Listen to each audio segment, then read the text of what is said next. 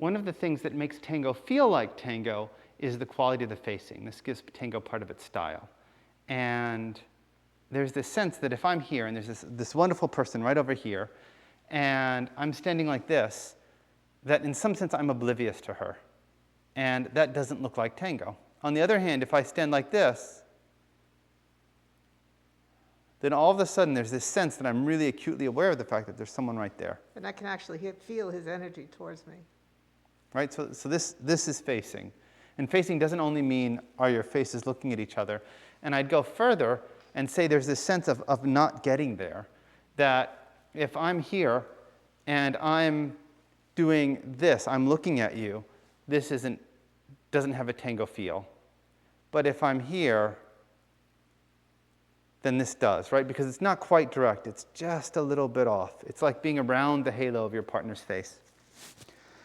So then, as we're dancing, in the tops, you'll notice that we stay in the general vicinity of each other. We track each other.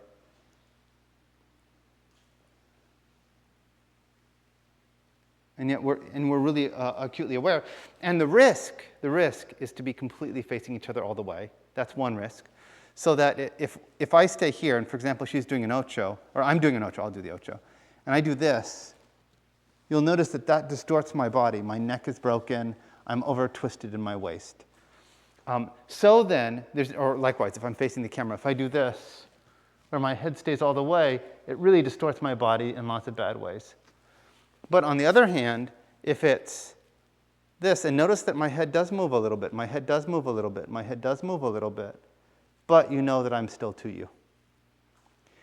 So then, one question is stay to your partner, but you don't have to be direct. And then the other thing is what do you do with your spine and your neck so that no one piece works too much? And you need to pull long through your whole body and then map the pivot to the length in your spine. And if we're in an ocho, it's that same mapping and then adjusting that creates the facing. So notice that if I were here, as I spiral, everything moves just a little bit, just a little bit, just a little bit, just a little bit, so that the spiral is one long thing through the spine, right,